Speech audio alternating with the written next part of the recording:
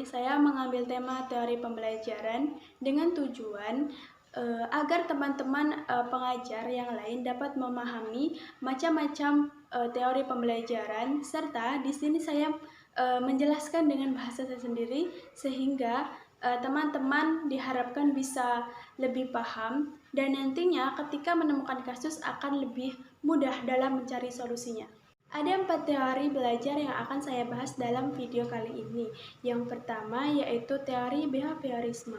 Di sini kita bisa lihat behaviorisme itu adalah perilaku atau tingkah laku. Jadi ada kaitannya pada perilaku atau tingkah laku siswa. Teori ini berpendapat bahwa perubahan tingkah laku itu merupakan hasil dari pengalaman yang didapat.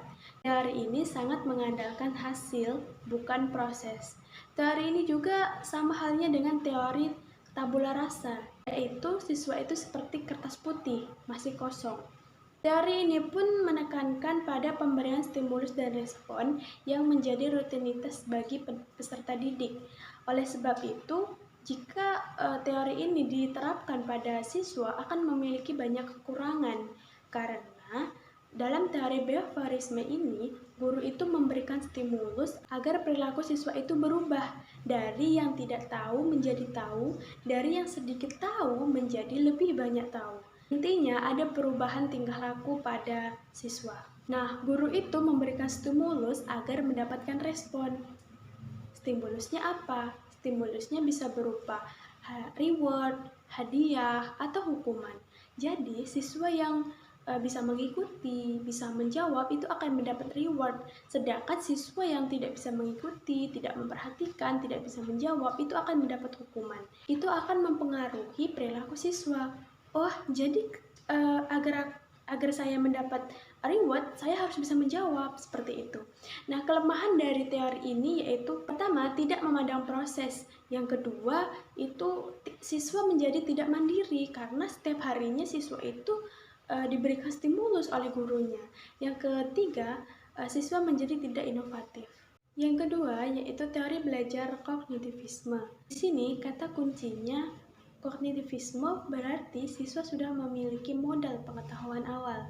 Teori ini menyatakan bahwa proses itu lebih penting daripada hasil. Oleh karena itu, guru dalam menyampaikan materi baru akan mengaitkan dengan pengetahuan lama siswa yang sudah dimilikinya. Contohnya, ketika guru akan mengajarkan seni, guru akan menanyakan tentang apa yang siswa ketahui tentang kebudayaan dari daerah mereka masing-masing. Dengan begitu, siswa akan berpikir, mengulas pengetahuan lama, dan akan dikaitkan dengan pengetahuan baru yang akan diajarkan oleh gurunya. Teori belajar ini mengenal istilah asimilasi dan akomodasi, yaitu proses belajar secara kontinu antara individu dan lingkungan sehingga menghasilkan suatu perubahan pengetahuan dan tingkah laku. Kita akan belajar konstruktivisme, di mana siswa itu bisa jadi memiliki pengetahuan lama ataupun masih kosong. Di sini tugas guru adalah membuat siswa itu lebih kreatif dan membuat siswa itu mengkonstruk atau membuktikan sendiri. Contohnya, ketika guru mengajarkan materi pernapasan, maka guru menjelaskan kalau ketika bernapas itu kita menghirup oksigen dan mengeluarkan karbon dioksida. Setelah itu guru menjelaskan cara-caranya. Kemudian guru itu menanyakan kepada siswa, jadi bagaimana ya cara bernapas pada manusia? Nah, siswa disuruh menjawab dengan membuktikannya sendiri.